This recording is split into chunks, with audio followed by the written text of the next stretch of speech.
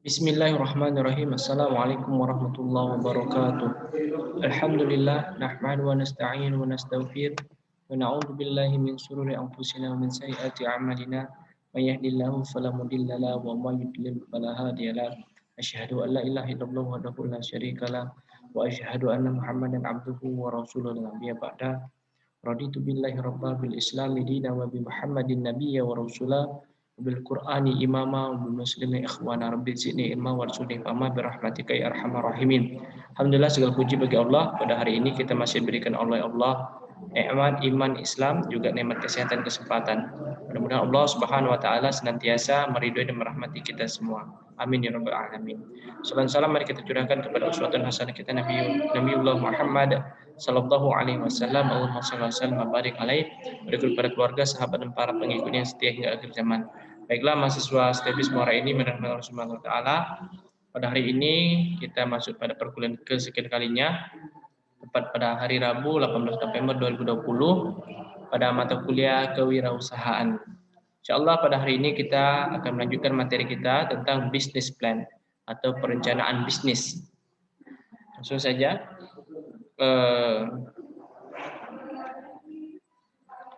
Jadi kalau kita lihat sekali lagi tentang definisi dari business plan atau gagasan kreatif bisnis dari bahasa Indonesia ya.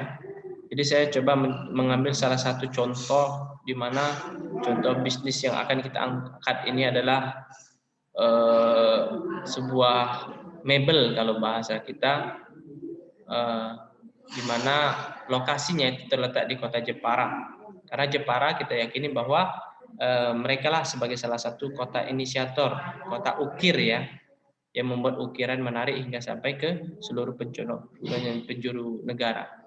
Khususnya kita di Indonesia ini dan lebih khusus lagi Muara Enim, ada banyak sekali pengusaha mebel, dia mengambil ya untuk bahan bakunya dan lain-lainnya itu ke kota Jepara ini. Baiklah, akan kita uraikan satu persatu. Akan tetapi di dalam hal ini saya akan menjelaskan salah satu gagasan ide kreatif ya. Jadi kalau bisnis plan itu banyak sebenarnya, ide bisnis, perencanaan bisnis itu banyak. Akan tetapi kita harus melihat peluang ke depan, apa yang menjadi kebutuhan, apa yang menjadi keinginan orang seperti itu, menjadi kebutuhan orang. Maka dari itu saya mengambil salah satu contoh adalah casing HP atau handphone, atau bahasanya tas ya. Jadi kalau di Jawa mungkin ciri khasnya ukiran. Mungkin untuk saat ini di era modernisasi ini dan sangat banyak sekali sebenarnya kreativitas ya, inovasi dari beberapa pengukir ataupun orang pengusaha-pengusaha ukiran ini tidak hanya dibuat meja, tidak hanya dibuat kursi dan lain-lain, tapi bisa ke kebutuhan yang lebih spesifik, lebih detail. Contoh di HP, misalkan saya contohkan HP ini. HP ini kalau misalkan kita lihat memiliki casing atau pelindung HP, biar tidak lecet, tidak pecah dan tidak terkena sesuatu hal seperti ya. Maka dari itu ini penting untuk kita mencari sebuah ide bisnis biar kita bisa menjadi nilai jual ya, atau ada nilai tambah dari itu semua.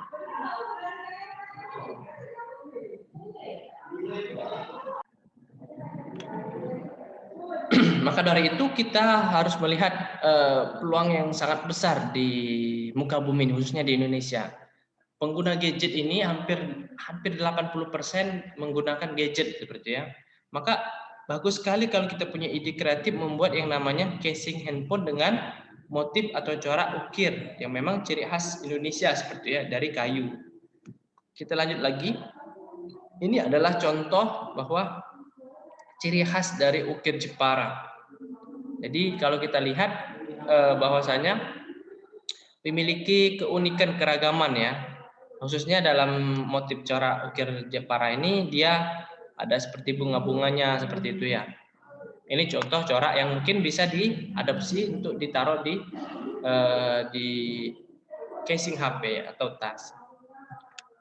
Kemudian kalau kita lihat dalam segi bisnis plan, rencana bisnis ini kita harus juga memerhatikan yang namanya analisis pasar atau market dan juga pemasaran atau marketing. Jadi kalau kita lihat, kita sudah sepakat nih, hari ini kita akan belajar mengenai bagaimana cara merencanakan bisnis kreatif, yakni casing HP dan juga tas. Produknya itu ya dua. Yang kedua, gambaran pasar. Selain face to face, jadi selain manual kita memberikan marketingnya ke orang-orang, tapi juga kita melayani dengan cara yang sangat lumrah dan sangat luar biasa ini di era 4.0 melalui media sosial. Juga kita kalau melihat ya dari strategi ini sebenarnya sama saja dengan produk-produk lain, bisa beli manual ya, bisa offline, bisa online. Tapi di sini kita melihat bahwa ada yang namanya mengadakan belajar mengukir. Mungkin secara virtual ya bisa jadi. Karena kenapa? Untuk saat ini di kondisi COVID-19 ini mungkin tidak bisa untuk langsung ke lapangan. Jadi ada pembelajaran, ada nilai lebih nih daripada yang lain. Selain dia mengkonsumsi, bagi yang berminat untuk membuat ataupun mempelajari tentang cara mengukir bisa, gitu ya. Kemudian setelah itu juga diberikan diskon, diberikan potongan harga. Apa saja sih target pasar yang dituju? Nah, jadi kalau misalkan kita lihat handphone ini, bahwa banyak sekali kriteria ya, market. Nah, mulai dari khususnya ya, kalau misalnya dari muslimin dari balik itu mungkin bisa 12, 6, 13 tahun. Nah, ini kalau marketnya yang boleh menggunakan HP sebenarnya seyogyanya ya SMP lah kalau menurut saya. Mungkin umur 14 tahun sampai 50 tahun.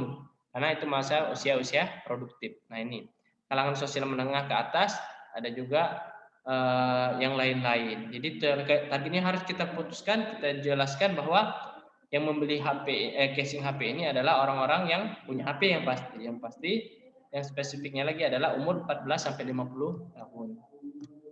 Nah, jadi kalau kita lanjut lagi kepada strategi marketing. Jadi pemasarannya seperti apa?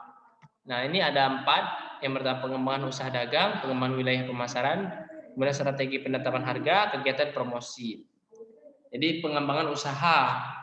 Ya bisa jadi kalau sudah nantinya sudah banyak yang laku casing HP, mungkin kita bisa kembangkan yang tadi sudah juga dicoba tas. Nah, mungkin pengembangan usaha ini dengan pengembangan produk yang lain, misalkan buat kotak pensil dan lain segala macam. Kemudian yang kedua adalah pengembangan wilayah pemasaran, jadi ekspansi. Kita keluar kota, memasarkan keluar kota, keluar luar negeri bahkan seperti itu. Kemudian strategi penetapan harga, oke, untuk pricing ini penting sekali, jangan sampai terlalu mahal dan jangan terlalu murah. Karena kenapa?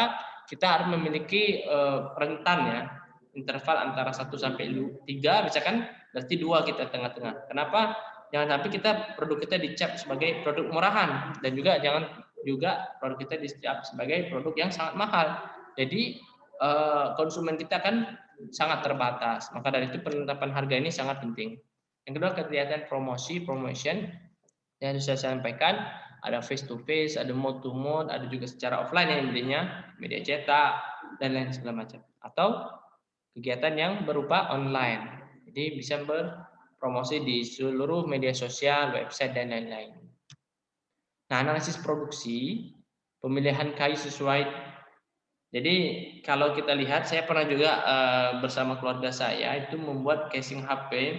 Memang tidak mudah ya dengan mendesain ini kalau pakai manual ya, apalagi kita belum ada mesinnya. Tapi kalau kita menjual bukan saja nilai-nilai ekonomis, tapi estetika, ada nilai lebih di antara casing yang lain karena diukir seperti itu dengan sedemikian rupa. Jadi untuk yang tahap pertama adalah pemilihan kayu yang sesuai. Bisa jadi kayunya kayu yang biasa atau kayu yang mungkin secara kualitas bagus seperti kayu jati dan lain-lain. Kemudian yang kedua, membentuk kayu menjadi yang diinginkan. Nah, misalkan ini kayu papan satu, misalkan untuk didesain ini cukup lama kalau misalkan kita tidak ada mesinnya. Maka dari itu kalau misalkan ini sangat mahal nilai jualnya seperti itu. Maka proses yang dilakukan adalah pemilihan kayu yang sesuai, kemudian yang kedua adalah membentuknya. Maka jadilah produk itu menjadi misalkan casing atau tas ya tadi kita contohkan. Nah, Untuk proses produksi, nah ini contohnya ya, memilih kayu yang bagus dan mudah untuk dibentuk ya. Kemudian diukur sesuai dengan ukuran handphonenya. Kemudian proses selanjutnya adalah ya di apa ya bahasanya, disesuaikan ya, sesuai dengan apa namanya bentuk yang diinginkan, diproses lah intinya. Ini salah satu prosesnya. Nah ini kalau kita lihat di Jawa Tengah, di Jawa ya maksudnya, itu sudah menggunakan alat-alat yang berupa mesin, tidak manual secara 100%, tapi mungkin 50-50 ya. Jadi untuk prosesnya cepat seperti itu. Nah seperti ini gambar kedua dan gambar ketiga, pengeboran dan pemberian lubang khusus untuk mungkin lubang-lubang yang memang harus dibuatkan. Gitu. Kemudian, nah ini tahap yang mungkin menjadi nilai lebih atau value added adalah kita membuat ukiran. Nah, mengukir ini kan tidak sulit, tidak mudah seperti itu. Memiliki nilai tinggi, nilai jual yang tinggi. Karena ini memakan waktu, menguras keringat dan memakan kreativitas yang tinggi seperti itu. Nah ini proses yang hampir akhir, finishing touch atau pemberian warna atau pemberian tambahan seperti itu, sehingga akhirnya semuanya bisa sesuai dengan harapan. Nah juga kalau kita lihat dalam strategi pengembangan usaha, bukan hanya pengembangan dari segi produk saja, tapi strategi pemasaran, produksi, organisasi, bahkan SDM, karyawan yang harus dirangkul juga, dan terakhir adalah strategi keuangannya. Nah, kalau kita lihat dari segi pemasaran, mengenali konsumen, melakukan promosi, memiliki lokasi yang strategis, menggunakan internet marketing, dan menjalin hubungan yang baik dengan konsumen. Ini pemasarannya. Yang kedua, strategi produksi.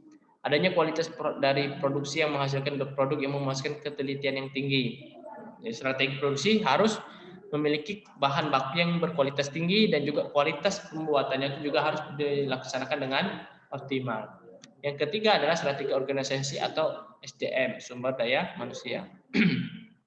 Pendekatan strategi pengelolaan karyawan yang komprehensif untuk mengidentifikasi, mengevaluasi, mengembangkan, dan mengalokasikan SDM yang bertalenta untuk membantu kegiatan pencapaian kinerja terbaik. Jadi optimalisasi pekerjaan dari setiap karyawan. Yang terakhir adalah keuangan. Jadi kita harus, ya kalau kita sudah mencoba untuk terjun membuat usaha dalam rencana bisnis ini, kita harus juga menyiapkan yang salah satunya adalah membuat laporan arus kas, menghindari uang yang tersimpan di karyawan, lakukan cek struk secara berkala, dan membuat pembukuan dengan rapi. Nah ini mungkin teknis ya, menghindari uang yang tersimpan di karyawan, melakukan cek struk. Nah ini teknis. Tapi kalau untuk planning adalah membuat laporan arus kas, kira-kira pertimbangan ke depan, berapa sih penjualannya per bulan, per hari, per pekan, seperti itu ya, dan membuat pembukuan yang baik, yang rapi.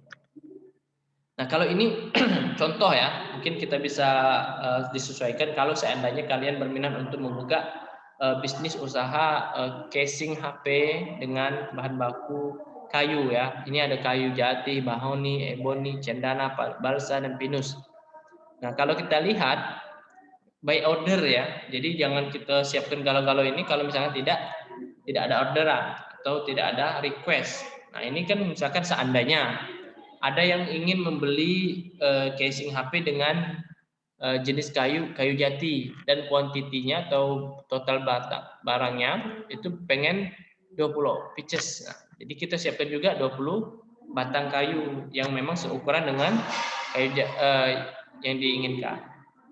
Nah ini intinya adalah bagaimana kita mempersiapkan ini ya bahan baku ini sesuai dengan kebutuhan permintaan oleh konsumen.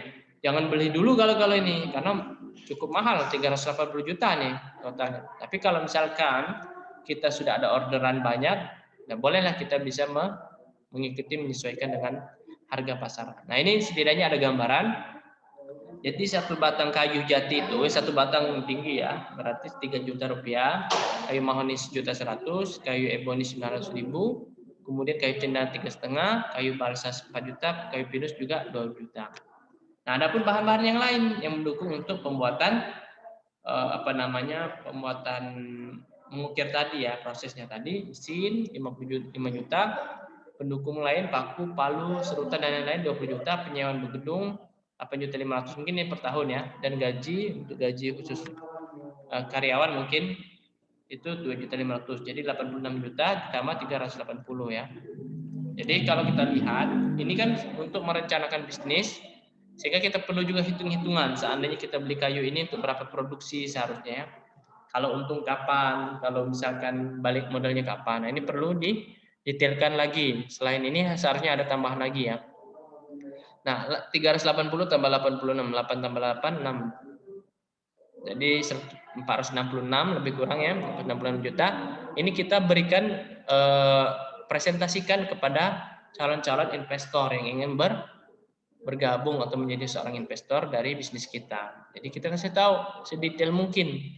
Misalkan ini batangnya segini, bahan bakunya segini, kemudian bahan pendukungnya segini, lebih kurang 466 juta. Kapan balik modalnya? Berapa persentase kira-kira planning terjual, berapa optimalisasi laba dan lain-lain. Nah, ini ada juga kalau mungkin dalam lingkungan namanya AMDAL ya, analisis dampak lingkungan. Tapi kalau dalam bisnis khususnya di bidang selain lingkungan tadi atau umum atau dengan bidang yang sesuai dengan yang kalian tekuni ya, kalau kita bahas tadi adalah pembuatan casing dan tas. Nah, ini salah satu dampak-dampaknya adalah yang pertama dampak terhadap masyarakat sekitar, dampak pemasaran, dampak produksi teknologi, dampak organisasi SDM. Yang kedua dampak terhadap lingkungan, dampak produksi teknologi, dampak ilmiah yang dihasilkan dari proses produksi ya. Ini ada AMDAL juga nih teman-teman. Ada risiko usaha, adanya penipuan, kurang percaya dari konsumen, proses produksi yang rumit, kayu memiliki kekurangan, adanya kecacatan pada kayu. Antisipasi risiko, penerapan strategi pemasaran yang berkala, pemilihan kayu yang berkualitas, strategi produksi yang tepat. Ini analisis yang telah dilakukan sebenarnya. Ataupun kita harus juga melihat SWOT, analisis SWOT. Apa itu SWOT? Strength, kemudian weakness, opportunity, dan threats. Strength itu kekuatan dari kalau misalkan kita lihat kayu tadi, casing kayu ini, kualitas produknya tinggi, keunggulan desain, kemudian kalau bahasa kita tuh mungkin limited edition karena susah untuk mengukir sendiri ya. Kemudian yang ketiga adalah memiliki pelanggan tetap, memiliki tenaga ahli. Nah, yang selanjutnya kelemahan, keterbatasan promosi, memerlukan jumlah modal besar. Karena benar tadi ada satu kayu saja 3 juta, kalau misalkan 20 kayu 60 juta, luar biasa. Jadi kelemahan dari bisnis ini adalah terbatasnya salah satunya modal yang besar. Untuk promosi mungkin bisa dioptimalisasi dengan offline dan online. Jalur akses dalam pengambilan bahan baku yang kurang memadai. Memang betul kalau kita bisnis kayu ataupun mebel itu perlu biaya untuk transportasi dari bahan baku ke tempat produksi. Kemudian yang terakhir kurangnya efisiensi waktu. Ya, ini cukup makan waktu yang lama kalau misalkan kita tidak bisa meng-cut waktu-waktu yang mungkin kira-kira ini tidak optimal. Maka dari itu mungkin ada beberapa produk yang mungkin langsung tidak sekedar bahan baku ya, kalau bisa setengah jadi. Jadi kalau misalnya kita mau jualan langsung editing ataupun finishing touch saja. Jadi beli kayu yang sudah dipotong, jadi tidak lagi batangan. Jadi dia akan memotong efisiensi waktu tadi. Peluang atau opportunity adalah loyalitas pelanggan terhadap produk, maju teknologi, hubungan yang baik dengan pelanggan, mengikut sertakan masyarakat dalam proses produksi. Nah, ini penting. Jadi ada nilai-nilai sosial, kita bisa bantu orang-orang sekitar. Kalau kita buka bisnis itu, kita ajak tetangga kita atau siapapun itu yang bisa menjadi tenaga bantu. Yang terakhir adalah SWOT, threats atau ancaman. Ancaman ini adalah lingkungan pesaing yang ketat, turunnya daya beli masyarakat, kelangkaan bahan baku, strategi bisnis yang mudah ditiru. Tentu ancaman juga harus kita baca peluang ini, misalkan pesaingnya kuat, ketat, turunnya daya beli. Nah, ini bagaimana caranya kita bisa mengevaluasi, mengantisipasi ancaman ini, insya Allah. Nah, inilah contoh-contoh kalau misalkan kita mengambil salah satu produk kreatif dari